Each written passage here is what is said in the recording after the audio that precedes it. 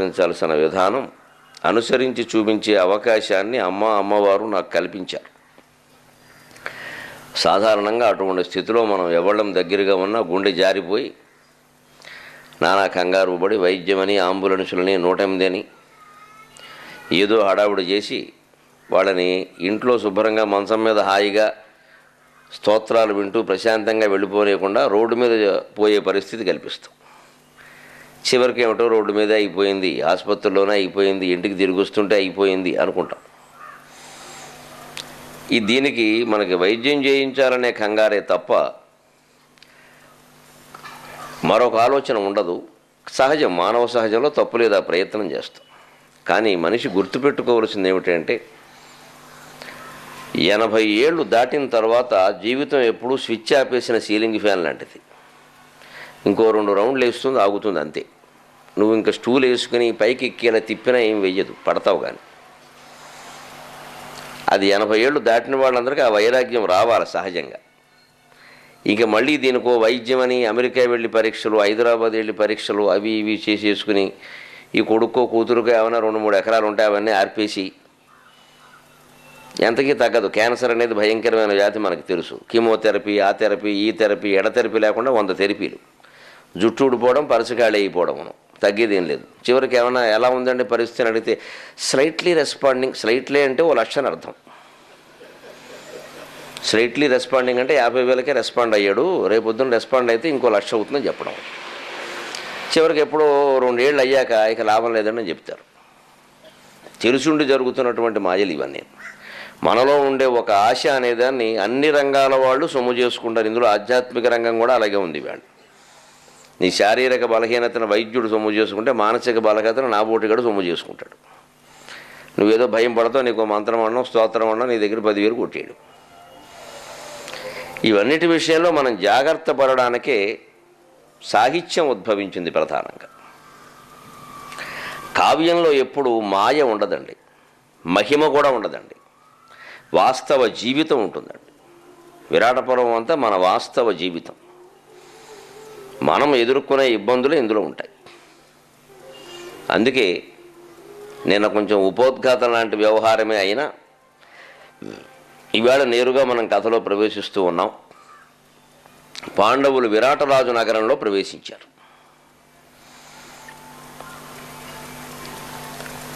వరుసగా ఒక్కొక్కరు ఆస్థానంలో చేరి ఉద్యోగాన్ని అర్థిస్తున్నారు.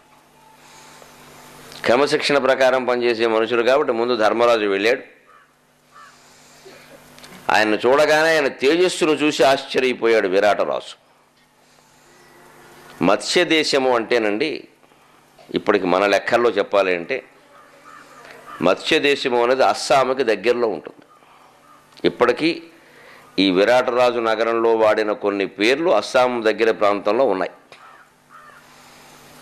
సరిగ్గా పక్కనే త్రిపుర ఉంది. మీకు త్రిపుర రాజధాని అగర్తల.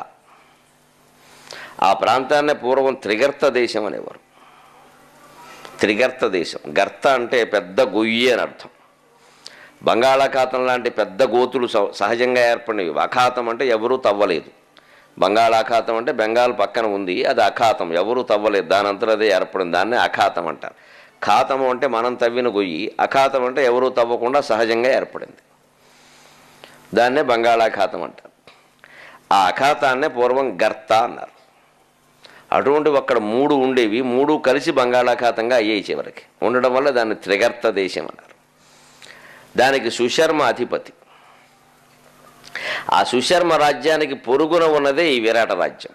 దీన్ని మత్స్య దేశం అనేవారు. అది సముద్ర తీరం, అక్కడ చేపలు పట్టేవాళ్ళు ఎక్కువగా ఉండేవారు. అక్కడ రాజ్యంలో ప్రజలది అది ప్రధాన వృత్తి, అందుకని దాన్ని మత్స్య దేశం అన్నారు. నా పొరుగు రాజు కాబట్టి విరాటరాజు మీద దాడి చేయడం నాకు ఎప్పుడూ చాలా ఉత్సాహాన్ని కలిగిస్తుంది అని సుశర్మ చెబుతాడు. తర్వాత ఉత్తర గోగ్రహణానికి ముందు దక్షిణ గోగ్రహణంలో ఆ మాట వింటాం మనం. అధ్యతన ఈ విరాట రాజ్యం మత్స్యదేశం అనేది త్రిపుర అగర్తలా ప్రాంతానికి ఈ త్రిపుర, అస్సాము, త్రిపుర, మణిపూర్ ఇవన్నీ మనకి ఈశాన్య రాష్ట్రాలుగా వస్తాయి సుమారు. అక్కడ ఈ కథ జరిగింది. భారత రామాయణాలు చారిత్రక ఇతిహాసాలు, చారిత్రక ఆధారాలతో సహా నిరూపింపబడిన గ్రంథాలు తప్ప ఏదో కావ్య కల్పనలు కాదు. దాన్నే వ్యాసుడు ఇతిహాసంగా అందిస్తే కవిత్రయం ముగ్గురు నన్నయ్య తిక్కన ఎర్రా ప్రగడలు కావ్య రూపంలో మనకు అందించారు. అదొక్కటే తేడా. సరే, కావ్య రూపంలో చెప్పినప్పుడు ఏవో కొన్ని వర్ణనలు కొన్ని అతిశయోక్తులు ఉంటాయి, సహజం. అందుకని ఆ మత్స్య దేశానికి అధిపతి అయినటువంటి విరాటరాజు రాజ్యంలోకి సింహాసనం దగ్గర ఉన్న కొలువులోకి రాజు అధిష్ఠితుడై ఉండగా ధర్మరాజు ప్రవేశించాడు. ఆయన తేజస్సు చూసి ఆశ్చర్యపోయాడు. ఏమిటి దేవేంద్రుడు ఏమైనా స్వయంగా వస్తున్నాడని చూస్తే పంచాంగం బ్రాహ్మణ వేషం పంచె కట్టుకున్నాడు, సంఖలో పంచాంగం పెట్టుకున్నాడు. ఉగాది నాడు పురోహితులందరూ ఇలాగే ఉంటారు. బాబు నీ జాతకం ఏమిటి చెప్పు, రాజపూజ్యమా అవమానమా అంటూ అలా చెప్పే మనిషిలా ఉన్నాడు. అందుకని చూడగానే ఏమిటో చూస్తే పంచాంగం బ్రాహ్మణులా ఉన్నాడు, కానీ గొప్ప తేజస్సు కనిపిస్తోంది అని విరాటరాజు అనుకోకుండానే ఆసనం మించి లేచి నిలబడ్డాడు. మహాపురుషుల యొక్క తేజస్సు అటువంటిది. మనం వద్దన్నా సరే చేస్తాం ఆ పని, మన శరీరం ఊరుకోదు. అందుకని లేచి నిలబడ్డాడు. వెంటనే కంకభట్టు నామధారి అయి పంచాంగం బ్రాహ్మణుడుగా ఉన్నటువంటి ఆయన కూర్చోండి మహారాజా అని ఆశీర్వదించినట్టుగా మాట్లాడి, నేను ఒకప్పుడు బాగా బతికిన వాడిని, కాలక్రమంలో నా ఐశ్వర్యాన్ని కోల్పోయాను. ఒక్క ఏడాది మీ ఆశ్రయం ఇస్తే మీ దగ్గర ముహూర్తాలు పెట్టుకుంటూ పంచాంగం చెప్పుకుంటూ మీకు మంచి యజ్ఞాలు యాగాలు చేయించేటువంటి పురోహితుడిగా ఉంటూ చెయ్యగలను. మీకు అప్పుడప్పుడు వినోదార్థం జూదం కూడా ఆడగలను. అసలు దీనికి అదే ప్రధానమైన వృత్తి. అసలు మాట తర్వాత చెబుతున్నాడు, కానీ అసలు ఇంట్రెస్ట్ అంతా దాని మీద ఉంది. అప్పుడప్పుడు ఏం లేదు, ఇది డప్పుడప్పుడే. ఇది అప్పుడప్పుడు మీకు వినోదం కలిగించే విధంగా జ్యోతక్రీడ కూడా నేను ఆడగలను. ఎందుకంటే అందులో అన్నీ కోల్పోయిందంతా అందులోనే, మనకు అనుభవం అందులోనే ఎక్కువ. అందుకని జ్యోతం కూడా నేను ఆడగలను అనగానే ఒక్కొక్క మొహాన్ని చూస్తే ఒక్కో అభిప్రాయం కలుగుతుంది మనకి. ఇంప్రెషన్ అంటారు దీన్ని ఆంగ్ల భాషలో. ఆ భావం ఏదో కలిగింది విరాటరాజుకి. నీ పేరేమిటయ్యా అన్నాడు. కంకభట్టు అన్నాడు. ఆ పేర్లు కూడా వాళ్ళు ఎలా పెట్టుకున్నారు అంటే వాళ్ళ వృత్తులకి తగిన పేర్లు పెట్టుకున్నారు. పూర్వకాలం అలా ఉండేవి పేర్లు. ఎవరి వృత్తికి తగినట్టుగా వారి పేరు ఉండేది. వారి పేరు చూడగానే వారి కులం ఏమిటో వృత్తి ఏమిటో చెప్పేయచ్చు. బ్రాహ్మణుల పేర్లో మీరు ఎప్పటికీ గమనిస్తే శర్మ, శాస్త్రి ఎక్కువగా ఉంటాయి. శర్మ అంటే సుఖమును ఇచ్చువాడు అని అర్థం, పండితుడు అని అర్థం. బ్రాహ్మణుడు పండితుడు కాబట్టి అలా వచ్చింది. శాస్త్రి, శాస్త్రమును చదివిన వాడు శాస్త్రి. వాళ్ళు శాస్త్రాలు చదివారు కాబట్టి అలా పెట్టుకున్నారు. క్షత్రియుల పేర్లలో వర్మ అని ఉంటుంది ఎక్కువగా. రవివర్మ, శశివర్మ అలాంటివి. వర్మ అంటే కవచం, ఆయుధాల పేర్లు ఉంటాయి. క్షత్రియులు వాళ్ళకి ఆయుధాలతో పని, అందుకని వర్మ. దేశాన్ని రక్షించేవాడు కూడా వాడే, అందుకని వర్మ అని ఉంటుంది. వైశ్యుల పేర్లలో గుప్తా అనేది అధికంగా ఉంటుంది. ఎందుకంటే గుప్తంగా ధనాన్ని దాచుకుని వ్యాపారం చేస్తారు. లేకపోతే ఎలా మరి అంత బహిర్గతం చేస్తే అలాగే వ్యాపారం రహస్యాలు వాళ్ళకి బాగా తెలుస్తాయి, అన్నీ బయటికి చెప్పరు. అందుకని గుప్తా అంటారు. శ్రేష్ఠి అని కూడా అంటారు. శ్రేష్ఠత్వం, వ్యాపారం, మంచి ధర్మంగా చేసేవారు వ్యాపారం. అందుకే ఇప్పటికీ మొహమాటం వెళ్ళలేదు నాకు చెప్పడానికి. వారి యందు నాకేం ప్రత్యేక అభిమానం ఉంది, మిగిలిన వాళ్ళ మీద కోపం ఉంది అని కాదు. కానీ వైశ్యులు వ్యాపారం చేసినంతకాలం వ్యాపారాలు బాగానే ఉన్నాయి. మనం అంతా అందులోకి దిగాకే అవి పాడయ్యి. ఏ కులం వాళ్ళు ఆ పని చేసినంతకాలం అవి బాగానే ఉన్నాయి. వాడికి ఆ వృత్తితో పాటు ధర్మం కూడా నేర్పారు. వైశ్యులకి దైవభక్తి ఎక్కువ. అందుకని వాళ్ళు పాపం చేయడానికి కాస్త శంకిస్తారు. చెయ్యరు అని నేనేం సమర్థించట్లేదు, కానీ శంకిస్తారు, కొంచెం అనుమానిస్తారు. వ్యాపారం చేసుకోవచ్చు కానీ ధర్మంగా ఉండకపోతే మట్టుకొట్టుకుపోతాం ఏమనుకుంటున్నావు అనేది ఉంటుంది కొంచెం. అందరం అందులోకి దిగాం వ్యాపారం, దాని విలువలు మనకు తెలియవు, డబ్బులు తప్ప. అందుకని అది చెడింది. ఇవాళ అందరి వృత్తుల్లోకి అందరూ దిగాం కాబట్టి అందరికీ ఎవరికి ఉద్యోగం లేకుండా పోయింది. పూర్వం ఎవడి వృత్తి వాడుకున్నప్పుడు ఖచ్చితంగా నా వృత్తికి నువ్వు పోటీకి రావు, నీ వృత్తికి నేను పోటీకి రాను, ఎవరి ఉద్యోగం వాళ్ళకి ఖాయం. ఇలాంటివన్నీ ఉండేవి. అందుకే వాళ్ళ పేర్లు కూడా అలాగే ఉండేవి. ఇక ఇతర వర్ణాల పేర్లో ఎక్కువగా సేవకా వృత్తిలో వ్యవసాయం చేసుకోవడం, లేదా చాకలి మంగలి ఇవన్నీ రకరకాల వృత్తులన్నీ ఉన్నాయి. ఇంకా సేనాధిపతిత్వం అని అవన్నీ ఇవన్నీ రకరకాలుగా. కమ్మవారు పూర్వం చాలా భాగం నాకు చారిత్రక పరిణామం కోసం చెబుతున్న సేనాధిపతులుగా పనిచేశారు. అందుకే నాయకుని అనే మాట కమ్మవారికి సంబంధించింది. అదే నాయేని అయింది, అదే నేని అయింది. కొమ్మినేని, తమ్మినేని, పాపినేని, అక్కినేని ఇవన్నీ కూడా ఇంటి పేర్లు ఉండడానికి కారణం అది. వీళ్ళు సేనాధిపతులుగా పనిచేశారు పూర్వం రాజుల దగ్గర, సేనానాయకులు. ఆ నాయకులుగా ఉండడం వల్ల నాయకుని అనే పేరు వచ్చింది. నాయకుని పలుకుబడిలో నాయని అయింది, నాయని పలుకుబడిలో నేని అయింది. అక్కడ స్థిరపడింది ఇంకా. ఎందుకంటే అప్పటికి బాగా లిఖిత రీతులు పెరిగి, ఎప్పుడు భాషలో రాత బాగా పెరిగిందో, అచ్చు బాగా పెరిగిందో ఇక రూపాలు స్థిరపడతాయి. ఆ రాత లిఖితం అనేది లేనప్పుడు రూపాలు మారిపోతూ ఉంటాయి, ఎందుకంటే అందరూ రకరకాలుగా పలుకుతారు. ఇప్పుడు ఇంకా పలికేందుకు, ఇప్పుడు ఇంటి పేరు మీరు కొమ్మినేని అని రాస్తే ఇంకెవరు వేరే విధంగా పలికితే మీరు కూడా ఊరుకోరుగా. కొమ్మి నాని అని ఎవరైనా రాస్తే నాని కాదని మేము నేని అని మీరు చెబుతారు ఖచ్చితంగా. అది స్థిరపడదు. అంచేది ఈ అచ్చు రాకముందు అనేక రకాల మార్పులు వచ్చి. అలాగే రెడ్డి శబ్దం మీరు గమనించండి, రట్టడి అనే మాట. రట్టడి, రట్టు మాట ఉందిగా తెలుగులో, ఇంటి గుట్టు రట్టు చేసామంట. రట్టు అంటే బహిరంగం, గుట్టు అంటే లోపల. రట్టు అడి అంటే బహిరంగంగా గ్రామంలో కూర్చొని చర్చ చేసి తీర్పులు చెప్పేవాడు రట్టడి. పూర్వకాలంలో కృష్ణదేవరాయల కాలం, ఆ తర్వాత కూడా మునసబులందరూ రెడ్లే. రట్టడి అంటే రట్టు అడి, బహిరంగంగా రచ్చబండ, వేదిక మీద మర్రి చెట్టు కిందో వేప చెట్టు కిందో కూర్చొని తీర్పు చెబుతాడు ఆయన. రట్టడి, ఆ రట్టడి పలుకుబడిలో రట్టడి, రట్టడి, రడ్డి, రెడ్డి అయింది. రెడ్డి అయ్యాక స్థిరపడింది, ఎందుకంటే అప్పటికి లిఖిత రూపాలు వచ్చాయి బాగా. ఇక రెడ్డి గారు ఇంక వేరే మాట అంటే ఊరుకోడాను. ఆ లిఖిత రూపం వచ్చే వరకు మారాయి. అందుకే పూర్వం రాజులు పరిపాలన చేసేవారు, గ్రామ పరిపాలన అంతా రెడ్లు చూసేవారు. కమ్మవారు సేనానాయకులుగా ఉండేవారు, క్షత్రియులు సైన్యంలో చేరేవారు, పరిపాలన కూడా చేసేవారు. బ్రాహ్మణులు కేవలం రాజగురువుగా ఉంటూ ఊళ్ళో మంత్రాలు, పౌరోహిత్యం, గ్రంథాలు, పాండిత్యం, ఈ పురాణాలు ఇదంతా వారు చూసుకునేవారు. వైశ్యులు వ్యాపారం చూసుకునేవారు. మనం ఏ వృత్తి వాళ్ళం, ఏ కులం వాళ్ళం అనేది ఒక్కసారి ఇక్కడ అందరం పక్కకెట్టేసి ఆలోచిద్దాం. నిష్పక్షపాతంగా అందరం శ్రీకృష్ణ పరమాత్మ స్వరూపులమే అనుకుని. ఎంత గొప్ప వ్యవస్థ అండి. ఎవరికైనా ఇబ్బంది ఉందా ఇందులో? ఎవరి ఉద్యోగాలు వారికి ఉన్నాయి. అందుకని ఇక్కడ కూడా మనం ఎందుకోసం ప్రత్యేకించి ఈ మాట చెబుతున్నానంటే, పాండవులు ఈ ఉద్యోగాల్లో చేరేటప్పుడు ఒక సమస్య వచ్చింది. వీళ్ళందరూ క్షత్రియులు జాతిరీత్యం, కానీ వీళ్ళు చేపట్టబోయే వృత్తులు క్షత్రియ వృత్తులు కావు. పశుపాలన క్షత్రియ వృత్తి కాదు, అశ్వపాలన క్షత్రియ వృత్తి కాదు, భీముడు వంటలో ఉండడం క్షత్రియుడి పని కాదు, ఈ పంచాంగం చెప్పడం కూడా క్షత్రియుడి పని కాదు. క్షత్రియుడి పని కానివే నాట్యం చేయడం క్షత్రియుడి పని కాదు. క్షత్రియేతరమైన వృత్తిలో వీరు చేపట్టాల్సి వచ్చింది. కాబట్టి దానికి తగినటువంటి పేర్లు పెట్టుకుంటూ, అందులో కూడా అబద్ధం ఆడే పని లేకుండా వీరు దేవతలలో ఎవరెవరికి పుట్టారో వారి పేరు కలిసి వచ్చేలా పెట్టుకున్నందుకే కంకభట్టు. కంక అంటే యమధర్మరాజు అని అర్థమవుతుంది. అంచేత కంకభట్టు అనే పేరు ఎందుకు పెట్టుకున్నారంటే, ఈయన యమధర్మరాజు యొక్క వరప్రసాదం వల్ల జన్మించిన మహానుభావుడు. అందుకే నేను యమధర్మరాజు తనయుణ్ణి అని మళ్ళీ అబద్ధం ఏమీ రాకుండా, ఆ పేరు కూడా నాకు ఉంది కదా, నిజమే కదా, ఇప్పుడు చెప్పకపోవచ్చు, దానికేముంది. అందుకని నా పేరు కంకభట్టు. ఆయన తేజస్సును చూసి, ఆయన చాతుర్యాన్ని చూసి విరాటరాజు ఉద్యోగాన్ని ఇచ్చాడు. కంకభట్టుగా ఉండబోయే మనవాడు శుభ్రంగా పంచాంగం సంకలో పెట్టుకున్నాడు. మిగిలిన నలుగురు కోసం చూస్తూ ఉన్నాడు, వాళ్ళ కోసం ముహూర్తాలు పెడుతూ. ఈలోపు అసలైనటువంటి నాయకుడు భీమసేనుడు వచ్చాడు తెడ్డు తిరగేయడం కోసం. పంచి సగం గట్టి ఓచి బిగ్గట్టి బాగాను ఓ తెడ్డోటి ఇలా పైన పెట్టుకుని వంట బ్రాహ్మణ అవతారం ఎలా ఉంటుంది అలాగే వచ్చి దేవా నలవజాతి వాడను అని మొదలుపెట్టాడు. విరాటరాజును చూసి అద్భుతమైన పద్యం రాస్తున్నాడు ఇక్కడ తిక్కన గారు శ్లేషార్థంలో. నాలవజాతి వాడను అంటే నేను శూద్రుణ్ణి అని చెబుతున్నాడు. ఇక్కడ భీముడు శూద్రుడు కాదు, జాతిరీత్యా శూద్రుడు కాదు, క్షత్రియుడు. పోనీ అది ఇక్కడ చెప్పకపోవచ్చు, ఆ జాతి ఇక్కడ చెబితే ఎలాగ నేను పాండురాజు కుమారుడు అంటే ఉద్యోగం ఓడిస్తాడు, అది కుదరదు. కానీ ప్రత్యేకించి నేను 4వ జాతి వాడిని అని చెప్పడం ఏమిటండి? ఇందులో ఒక ప్రాచీనమైన చారిత్రక సాంస్కృతిక రహస్యం ఉంది, తర్వాత చెబుతాను.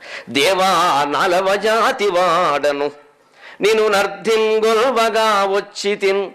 దేవా 4వ జాతి వాడను నేను నర్ధింగొల్వగా వచ్చి తిన్. సేవా దక్షత ఒండుమై నెరుగా, సేవా దక్షత ఒండుమై నెరుగా, నీ చిత్తంబునన్ మెచ్చునట్లు ఏ వండందగనెర్తు. నీ చిత్తంబునన్ మెచ్చునట్లు ఏ వండందగనెర్తు. బానసమునందు ఇచ్చోటనే గాదు, ఇచ్చో బానసమునందు ఇచ్చోటనే గాదు. నన్నే వీటన్ మిగులంగనెవ్వడును లేడు ఎభంగులం చూచినన్. నన్నే వీటన్ మిగులంగనెవ్వడును లేడు ఎభంగులం చూచినన్. ఎంత పాండురాజు కుమారులైనా, ఎంత కుంతీదేవి కుమారులైనా, ఎంత శ్రీకృష్ణుడికి బావలైనా ఎవడి స్వభావం వాడిదేనండి. ధర్మరాజుకు తగ్గట్టే ధర్మరాజు మాట్లాడతాడు, భీముడికి తగ్గట్టే భీముడు మాట్లాడతాడు. భీముడికి కొంచెం అతి ఎక్కువ, ఓవర్ యాక్షన్ ఎక్కువ, మొదటి నుంచి ఎక్కువ. అది ఎక్కడికి పోతుంది? పుట్టుకతో వచ్చిన బుద్ధి. చిన్నప్పుడు ఈయన తల్లి ఎత్తుకుని ఆ కాలువ ఒడ్డున కూర్చుని పాలు ఇస్తోందిట. పొరపాటుని మనవాడు జారిపడ్డాడు. పాలు తాగుతూ కూడా జారిపడినవాడు ప్రపంచంలో వీడు ఒక్కడే. పాలు తాగుతూనే ఎవడు తల్లిని వదలడు. అప్పుడు కూడా వీడు అంటే ఆ బరువు ఆవిడ భరించలేనంతగా ఉందన్నమాట. తల్లి కాబట్టి దృష్టి కొడుతుందని ఆ మాట అనలేదు. జారి పడితే వీడు దుంపదగా ఏమైపోయిందో ఆ రాళ్ళన్నీ దొల్లుకుంటూ తల్లి కిందకు వస్తే 2 రాళ్ళు నుగ్గు అయిపోయి భీముడు బాగానే ఉన్నట్ట. 2 రాళ్ళు పిండి అయిపోయి రాత్రి పచ్చడి చేసేసారు, రాతి పచ్చడని. అది భీముడు యొక్క స్థితి. పాలు తాగే వయస్సులో రాళ్ళు పగల కొట్టిన మహానుభావుడు. అప్పుడే అంత ఓవరాక్షన్ చేసిన వాడు ఇంక పెద్దయ్యాక ఎలా ఉంటుందండి? అందుకని ఈయన మాటలు చూడండి. మానసమునందు ఇచ్చోటనే కాదు నన్నే వీటన్ మిగులంగనెవడును లేడు ఎభంగులం చూచినన్. ఛాలెంజ్ అంటున్నాడు ఆయన బహిరంగం రాగానే. ఎవడన్నా మనడు ఇలా అంటే ఉద్యోగం ఇస్తారని అసలు ఎవడైనా వినయంగా ఉద్యోగం అడగకుండా ఇలా అడుగుతున్నాడు. అయినా ఈయనకు ఉద్యోగం వచ్చింది అంటే అదృష్టం అంతే. అక్కడ పనిచేస్తాయి. వచ్చే యోగం అన్నప్పుడు అంతే వస్తుంది. ఒక్కోసారి మనం వినయంగా అడిగినా వాడెవడు, ఎందుకంటే మనకు వచ్చే యోగం లేదు. వీళ్ళ స్వభావాల ప్రకారమే వీళ్ళు ప్రవర్తించారు, ఎవడో మారలా. కానీ అయినా వచ్చే యోగం ఉంది. అందుకే కంగారు పడకూడదు జీవితంలో. అలాగని మనం చెడగొట్టుకోమని కాదు. అక్కడ మనకు ఒక్కోసారి పరిస్థితులు అనుకూలంగా, గ్రహస్థితి అనుకూలంగా ఉన్నప్పుడు మనం కొంచెం అటు ఇటు మాట్లాడినా పని జరుగుతుంది. అంతే. గ్రహస్థితి అనుకూలంగా ఉండడానికి ఎప్పుడూ ఒకటే మార్గం, నమశివాయ నమశివాయ నమశివాయ. ఆ శివనామస్మరణ అనేది మనిషికి అన్ని పరిస్థితులని, అన్ని గ్రహస్థితులని అనుకూలం చేసేస్తుంది. పవి పుష్పంబగు అగ్ని మంచగు అకూపారంబు భూమి స్థలంబవు మిత్రుండతి మిత్రుడవు విషము దివ్యాకారమౌను ఎన్నగా అవనీ మండలి లోపలన్ శివ శివేత్యాభాషణోల్లాసికిన్ శివ నీనామము సర్వవశ్యకరమౌ శ్రీకాళహస్తీశ్వర. శివ నీనామము సర్వవశ్యకరమౌ శ్రీకాళహస్తీశ్వర. పరమేశ్వర, నీ నామం ఎంతమందిని ఏ విషయంలోనైనా మార్చడానికి, వశం చేసుకోవడానికి, జగత్తు అంతా నాకు పాదాక్రాంతం కావడానికి ఉపయోగపడుతుందయ్యా. శ్రీకాళహస్తీశ్వర శతకం రచించిన ధూర్జటి మనకు అభయం ఇచ్చాం. అందుకే మొన్న ఉగాది నాడు పంచాంగ శ్రవణంలో ఎవరైనా రాజపూజ్యం 2, అవమానం 12, ఆదాయం 3, అవ్యయం 33 లాంటి మాటలుంటే కంగారు పడకండి. అవన్నీ శివుడికి అప్పగించి నమశివాయ నమశివాయ నమశివాయ అనేటువంటి నామస్మరణ నిరంతరము చేస్తూ ఉంటే మళ్ళీ నామ సంవత్సరం వెళ్ళి స్పందన నామ సంవత్సరం వచ్చేవరకు అన్యాయం చూసుకుంటాడు.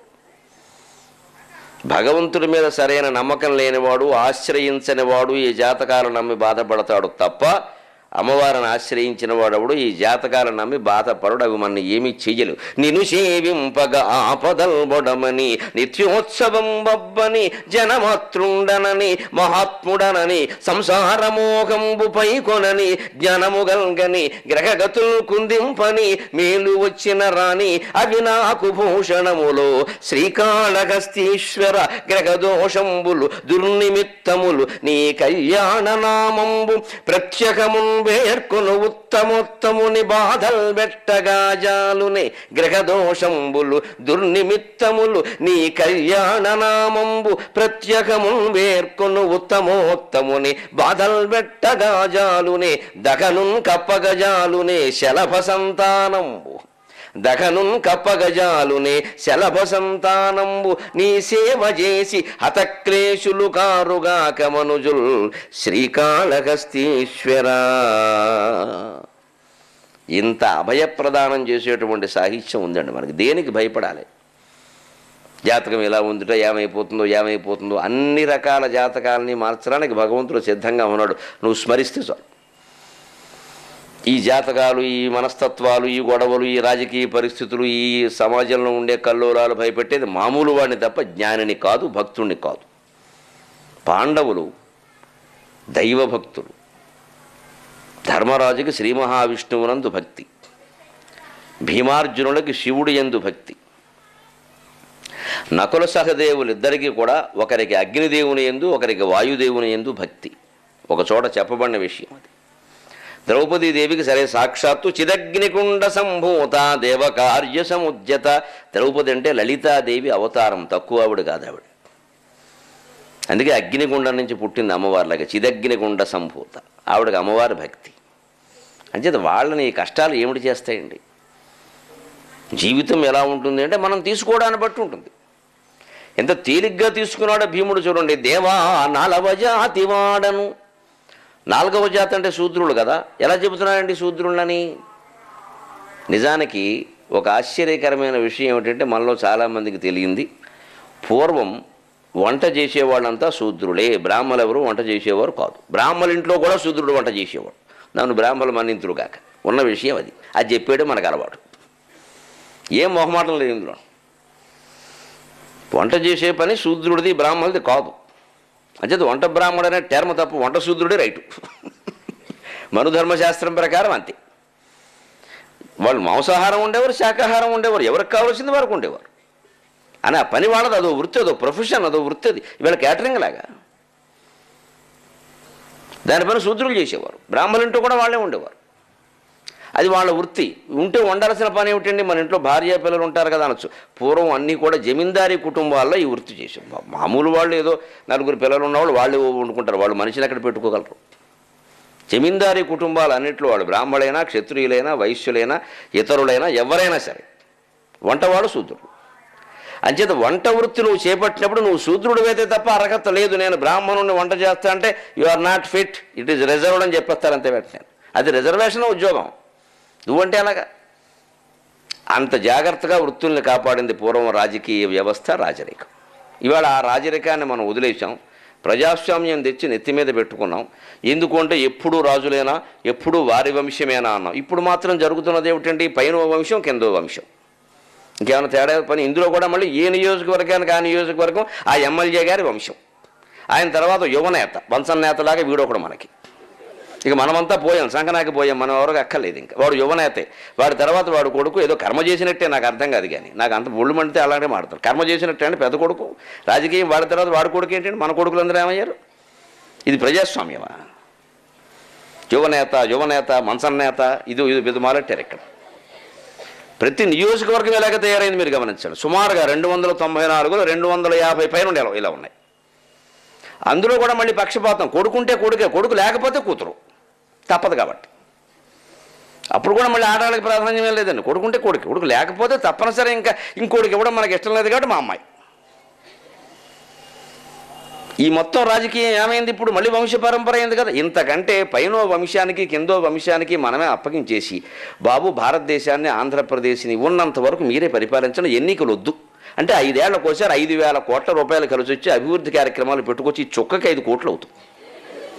ఎందుకు చుక్క 4 ఓట్లు వేస్తున్నాడు వీళ్ళు ఇక్కడ చుక్క ఉండగానే. చుక్కకి 5 కోట్లు అంటే మిగిలిన బ్యాలెట్ పేపర్లు, ఈవీఎంలు అన్నిటికీ ఎంత అవుతుంది మీరు చూసుకోండి.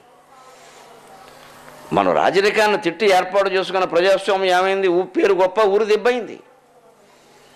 ఏ విలువలు పోయాయి, కుల వృత్తులు పోయాయి, కులం ఫీలింగ్స్ మాత్రం మిగిలాయి ఇక్కడ. క్యాస్ట్ ఫీలింగ్ ప్రతి చోట క్యాస్ట్. ఇప్పుడు టికెట్ ఇచ్చేటప్పుడు క్యాస్ట్, మంత్రి పదవి క్యాస్ట్, ఉద్యోగానికి క్యాస్ట్, స్కాలర్షిప్ క్యాస్ట్, ఎక్కడా కులం పోలేదు. పైగా ఇంకా బలమైంది. విచిత్రంగా వృత్తిని బట్టి బలమైతే మనకు అభ్యంతరం లేదు, వృత్తి లేకుండా బలమైంది. ఇది ఘోరమైన విషయం. సమాజంలో అల్లకల్లోలానికి దారితీస్తుంది. ఎందుకంటే పుట్టుకని మనం ఎవరో మార్చుకోలేము. నేను ఎంత శ్రమపడి నేను బ్రాహ్మణ్ణి కాదు అని నేను చెప్పినా మీరు నమ్మరు. జనాభా లెక్కల వాడు మా ఇంటికి ఎప్పుడు వచ్చినప్పుడు నాకు ఈ కులాల గొడవ లేనప్పుడు నేను కాదని చెప్తే వాడు బయటికి వెళ్ళి మీరు ఏ కులమో నాకు తెలిసిన బ్రాహ్మణాన్ని రాసేసుకున్నాడు. వాడు తెలుసు ఏం చేస్తాడు. వీళ్ళు నేను కాదన్నా ఒప్పుకోరండి. మనం కాదన్నా ఒప్పుకుంది, మార్చుకోలేంది మనం ఒకటి మెడలో బెళ్ళ మూర్చిబెళ్ళలా తగిలించుకుని దానికి ప్రాధాన్యాలు ఇస్తూ పోతే వేరే కులాల్లో పుట్టిన వాళ్ళు ఏం కావాలి? వాడు ఎప్పుడూ ఆ కులం తాలూకు అవమానాలనో, బాధలనో, కష్టాలనో భరిస్తూ ఉండాల్సిందేనా? ఇంకో మార్గం ఉందా? లేదు. కాబట్టే సమాజం అల్లకల్లోలం అవుతుంది. అది వృత్తిని బట్టి ఉంటే పర్వాలా, వృత్తి మార్చుకుంటాం, పోనీ కులం ఎక్కడ మార్చుకుంటాం పుట్టుకతో వచ్చాక. ఇంత ప్రమాదకరమైన పరిస్థితిలో మనం ఉన్నాం. ఆవేళ ఎంత సువ్యవస్థితమైన వ్యవస్థ, సురక్షితమైన వ్యవస్థ ఉందంటే హాయిగా మొహమాటం లేకుండా నేను 4వ జాతి వాడిని అంటే బాగుందయ్యా, వంట చేయడానికి పనికొస్తామని విరాట్ రాజే అంటాడు. ఇందులో చిక్కన గారు పెట్టిన అద్భుతమైన శ్లేష వ్యాసుడు కూడా పెట్టలేదు. భీముడు అబద్ధం చెప్పలేదు, క్షత్రియుడు కదా శూద్రుడు అంటున్నాడు. ఏమిటి అంటే 4వ జాతి వాడిని అంటే 4వ వాడికి నేను జన్మించాను. పృథివ్య తేజో వాయు ఆకాశములు పంచభూతములు, అందులో 4వది వాయువు. వాయుపుత్రుడు భీమసేనుడు. ఎంత చక్కని ప్రయోగం చేశారండి తిక్కన మహాకవి. ఆయన పుట్టుక గురించి ఆయన అబద్ధం చెప్పాల. నేను సరిగ్గా 4వ పంచభూతాల్లో 4వదైన వాయువుకి నేను జన్మించే వాయునందనుడు కదా, 4వ జాతి వాడను. ఇది ఆయన మనస్సుకి ఆయన చెప్పుకునే సమాధానం. నేను ధర్మరాజు తమ్ముడు, నేను అబద్ధం ఆడు, నేను బాగానే చెప్పాను. పద్యానికి రెండు అర్థాలు ఉంటాయి, నువ్వు డిక్షనరీ వెతుక్కో. నాకేం పద్యం అర్థం కాకపోతే నేనేం చేయను? నా అర్థం ఇది, నీ అర్థం అది. ఇంత తెలివిగా మాట్లాడి అసత్య దోషాల నుంచి తప్పించుకోవచ్చు. అటు పనికొస్తుంది, ఇటు పనికొస్తుంది.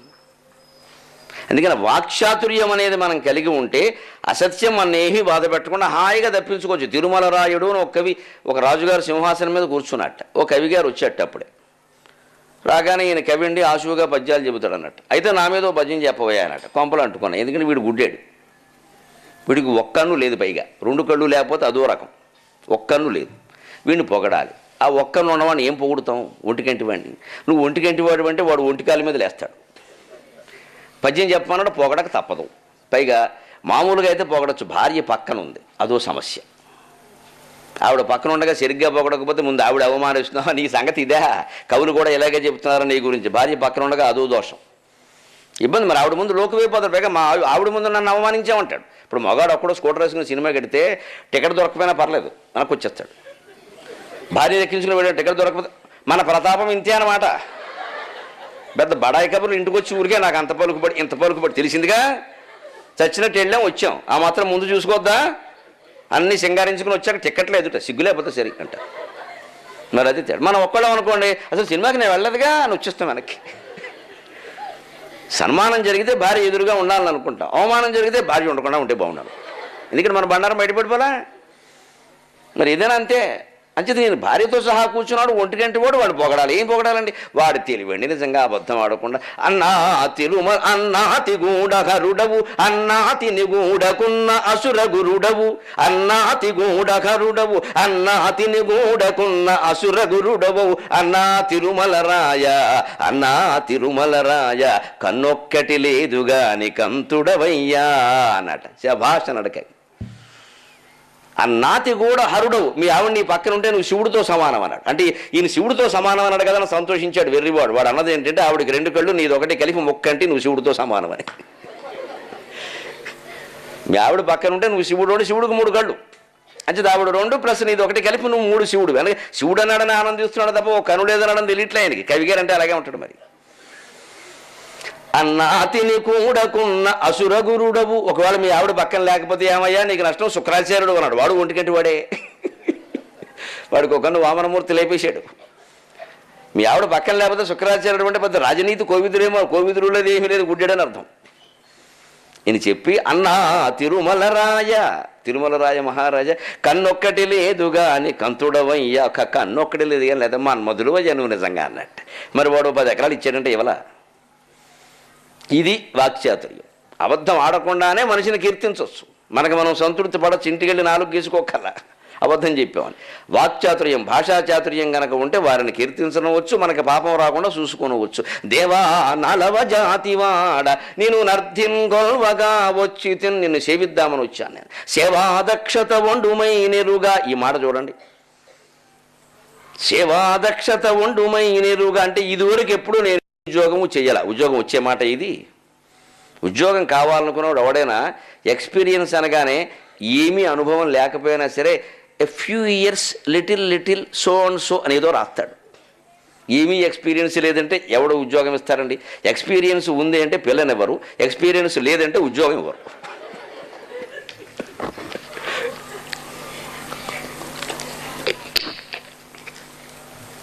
ఈ మాత్రం చూసుకోవద్దా? పెళ్ళికి ఎలా మాట్లాడాలో, ఉద్యోగానికి ఎలా మాట్లాడాలో.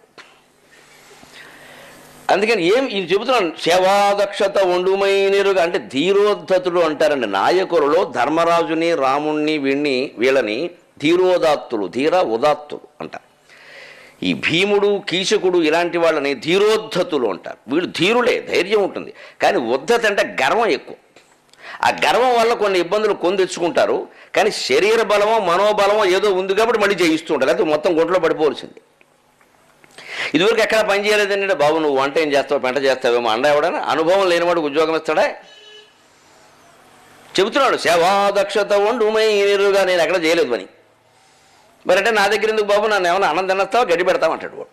ఇది పోనీ మామూలు ఉద్యోగాలు ఏవో కాగితాలు మోయాలి, మంచినీళ్ళు పెట్టాలంటే అనుభవం లేకపోయినా పర్వాలేదు, మీ దగ్గర చేస్తే అనుభవం వస్తుంది కదా అనొచ్చు. వంట పనికి అనుభవం లేకపోతే ఎలాగండి? అందుకని సేవాదక్షత వండుమై నెరుగా నీ చిత్తంబునన్ మెచ్చునట్లు. కానీ నాకు ఒక నమ్మకం, ఆత్మవిశ్వాసం ఉంది, అనుభవం లేదు, కానీ ఉద్యోగాన్ని అది ఇస్తుంది. ఆ మాట మాట్లాడే తీరును బట్టి యజమాని ఏమనుకుంటాడు, ఇంత గట్టిగా మాట్లాడుతున్నా అంటే ఏదో ఉందయా. కనీసం మనకు అర్హతలు లేని వాళ్ళం ఈ వాక్చాతుర్యమైనా పెంచుకుంటే ఉద్యోగాలు వస్తాయి తొందరగా. అందుకే నాకు సిగ్గు బాబా, నేను మాట్లాడు బాబా, నేను మొగాళ్ళతో మాట్లాడకపోతే పని జరగదమ్మా. అందుకని ఉద్యోగానికి వెళ్ళేటప్పుడు గడగడ మాట్లాడాలి. ఆ ఉద్యోగానికి ఇంటర్వ్యూకి ముందు ఒక గదిలో కూర్చోబెడతారు, ఒక హాల్లో 10 మందిని, అక్కడ మనమే వాగేస్తూ ఉండాలి సూర్యకాంతంలాగా. అప్పుడు లోపలికి వెళుతూ ఒక బంట్రోతు ఉంటాడు, లోపలికి వెళుతూ ఉంటాడు, బయటకు వస్తూ ఉంటాడు. వాడు కాగితాలు వాడు చూసి ఈ అమ్మాయి ఎవరో గట్టిగా మాట్లాడుతుంది, కాస్త పని చేస్తుంది, అమ్మాయికి ఇచ్చిన ఉద్యోగం లోపల మాట చెప్తాడు, నీకు ఇచ్చేస్తారు. గ్రూప్ డిస్కషన్ అంటారు. కాస్త ఏదో గషో అని మాట్లాడాలి. అందుకని మీరు మొదలెట్టండి అంటే మొదలెట్టి ఉద్యోగం కూడా వరకే ఇస్తారు. ఈ దాని పెళ్ళే పేరంటే సత్యాన్ని పెడతామా మొహమాటానికి. ఎవడు ముందు చొరవ తీసుకుని మాట్లాడతాడో వాడికి వాక్చాతుర్యం ఉన్నట్టు లెక్క. ముందు మొదలు పెట్టాలి ధైర్యంగా, అప్పుడు ఖచ్చితంగా వచ్చేస్తుంది. అందుకని శవాదక్షత వండుమైనరుగా నీ చిత్తంబునన్ మెచ్చునట్లే వండందగ నేర్తు. కానీ నీ మనస్సుకు నచ్చే విధంగా నేను వంట చేస్తాను, నాకు ఆ నమ్మకం ఉంది. ఈ మాట చాలండి. అందువల్ల ఒక మాట ఉద్యోగానికి వ్యతిరేకం, ఒక మాట ఉద్యోగానికి అనుకూలం. ధీరోద్ధత లక్షణం అంటే ఇది. ధీరుడు ఉద్ధతుడు. ఈ గర్వం కారణంగా కొంత దెబ్బతింటూ ఉంటారు వీళ్ళు. ఈయనకు అన్నగారు ధర్మరాజు కాబట్టి ఈయన బతికాడు, లేకపోతే ఎప్పుడు అయిపోవలసిన. రామాయణంలో లక్ష్మణ